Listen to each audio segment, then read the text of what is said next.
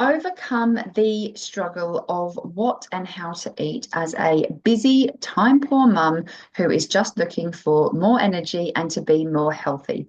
That's what I want to talk about today.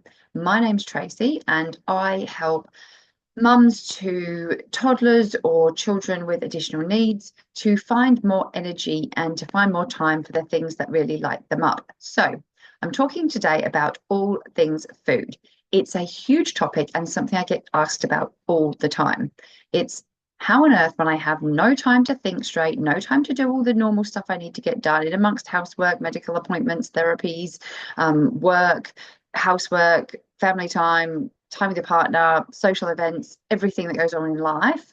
How on earth are you meant to find time to cook and eat healthy? And what does that even mean or look like anyway?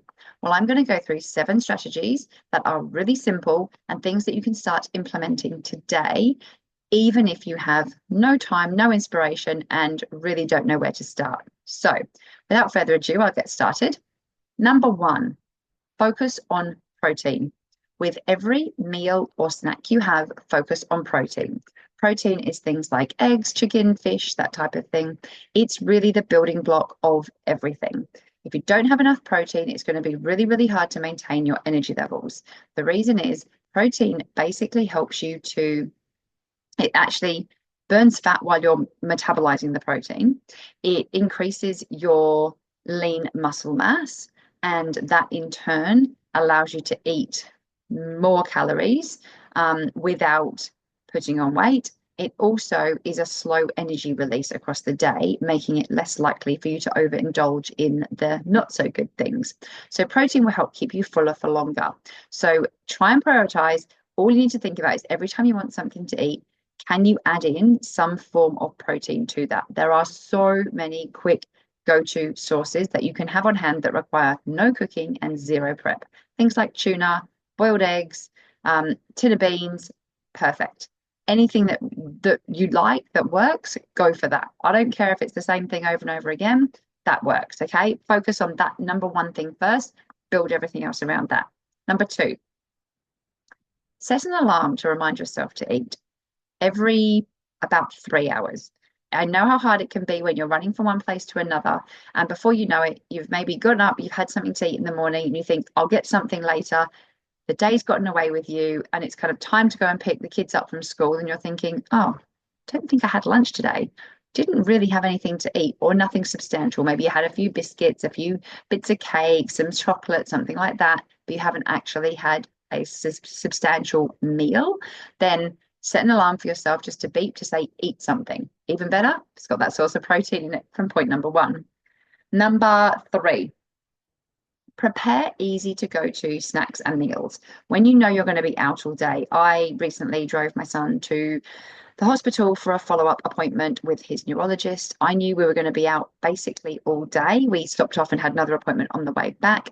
It was a 2.5 hour drive there, 2.5 hour drive back with a stop off more or less midway for another appointment. I knew I was going to need to have something to eat, and rather than relying on having the time or the right thing popping up and not going to the likes of the fast food restaurants or stopping in a service station or something and grabbing some pie or something like a bag of lollies, I basically made us a packed lunch each. So I packed up, just like a sandwich, some other snacks and things to go with it. It's really, really important if you know you're going to be busy, or maybe within your job you don't have a whole heap of time to go and get something or to prepare anything. Just prepare a little bit extra. Leftovers from dinner the night before is perfectly fine. Just think about what snacks and grab and go options you can have ready made in your fridge, in your pantry, in your house that you can grab and take with you when you know you're going to go somewhere. I'll just grab that for on the road. Number four, this is my personal favorite, bulk cooking. I hate having to cook every night, thinking about what to make, having the time to make it, having the patience to make it, with the kids needing me, one screaming, one saying, Mom, Mom, Mom. The other one's kind of just laying there on the floor going, rah, rah, like basically needing my attention as well. It can become really challenging. So I like to cook every second night, even better, every third night. So I make something for dinner, especially, and I can then eat that the following night. Or I could make something the first night that has enough of a base to it. So think like, I don't know, meatballs or bolognese sauce or something like that. And you can then use that for the next few nights and have it with different things. So maybe one night you'd have a pasta meal. Maybe the next night you'd have it in a wrap. Maybe the next night you have it over a salad. There's different ways you can present the same base of a meal. So I love doing this. It just takes that stress away. And if I know I've got a particularly busy afternoon or evening, it means I really don't need to worry about it and stress. Number 5, um, this one's a super time saving, easy, actually saves you money too. I do my grocery shopping online. I do a click and collect order. We happen to have a supermarket really close by, which helps enormously. I can just drive in, open my boot, shove the stuff in, and drive home. If I didn't, I would get it delivered to my door. It saves little people grabbing things that you didn't need, saying, I really want this, I want this now. So you spend extra money. Saves you impulse purchasing. I know I'm a big one for that. Go in, grab something because it has a big special sign or because I happen to have seen it, even though we didn't actually need it. By buying things online, you're more likely to stick to a list. It allows you to think about what you need. I also have a bit of a routine for how we add to our list, and we do it as a family so that things aren't forgotten. There's certain things that I don't eat or certain things that my husband doesn't eat, and I make sure that we each add them so that we don't forget the thing that the other person needs as well. It's a huge time saver. I don't have to waste my time going around the grocery store, and if I don't have something or something's unavailable, I don't have to worry about it because I know there'll be an alternative picked, or at least I'm not the one walking around the supermarket. So big plus. Okay. Number 6, don't get fancy. Just keep it simple. It doesn't need to look like restaurant quality meals. You don't need to have a big smorgasbord breakfast and a huge, delicately displayed dinner. Just keep it simple. Make and eat on kind of on rotation and what you know the family likes. My daughter doesn't really like anything that we eat, so usually I make her something slightly different. But if possible, I try and use the same base. Make it simple, keep it easy, pick some form of meat or protein source, some form of vegetable or salad, and some form of good fat. If you can have a little balanced plate, you're doing absolutely amazing. Doesn't matter how it looks, doesn't matter how it's presented. Sometimes I do like to display things in the middle of the table and let everybody choose what they want, because then I'm not holding all the power, especially for children. That can help them to eat more or eat more variety. They might choose to try something, but if it's on their plate, they go, I don't want to have that. I didn't choose that. I'm not going to eat it. But I found sometimes things get picked up from the middle that maybe I wouldn't have thought my daughter would choose. My son, I'm lucky, eats most things, so that's pretty simple. But really keep it simple. For kids as well, I find separating food out can help. Sometimes things touching each other can have aversions for sensory or visually, it doesn't look as appealing. Keep it simple. And number 7 is, if all else fails and it's a super busy week, get in some form of help. Either get a friend or family member to make some food for you, order in a meal delivery service, whether that be something like a HelloFresh that you have the ingredients for and you simply make it yourself, or something more like a light and easy muscle meals, something like that, that comes literally ready packaged to your door. There are also some good options in the supermarket. So if you know you've got a particularly busy week coming up, or you're traveling, or you're away lots, pre-plan and prepare and get that organized.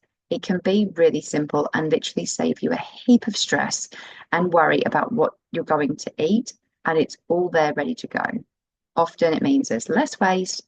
Yes, it might cost a little bit more to buy it that way, but if you're buying all these ingredients and not using them and then throwing them out, that's a huge waste, and you're probably spending a similar amount. It's better to have that food and be eating it. And also you can control what you're having. So rather than grabbing something quick, oh, we'll just stop at McDonald's on the way home, or we'll just have something really quick and easy that's maybe less healthy, you can already plan in advance what meals you want to order and have in, so that you can kind of control that a little bit more. So I really encourage you to think about these 7 tips. I really encourage you to have an honest look at your calendar. Really have a look at your schedule. When can you fit in that time for making food?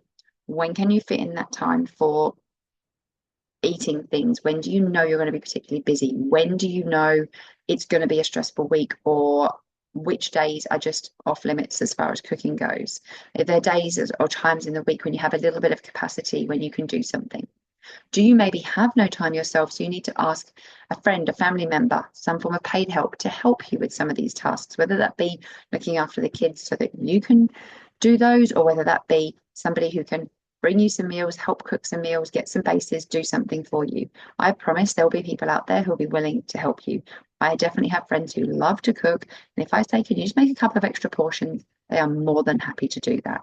So really be honest with yourself and don't overextend. Don't try and do all this fancy stuff and overly stress about everything. Just keep it really simple. Make it work for your calendar, make it work for your goals. And if you do want more help on this, comment recipes below, because I do have a recipe book that I'm happy to share with some easy go-to high protein meals that will help keep your energy high and help keep you feeling fuller and sustained for longer. If you need extra help as far as I don't have the time, I don't know how to make all these things, I don't know how to organize my day, I have a free guide around how to help you basically prioritize your time and get the most out of the time that you have to make yourself feel much less stressed and to really spend the time on the things that matter. So comment below time if you would like my free guide on making your limited time work for you. I hope this has been helpful, and I look forward to seeing you online again very soon. Thank you.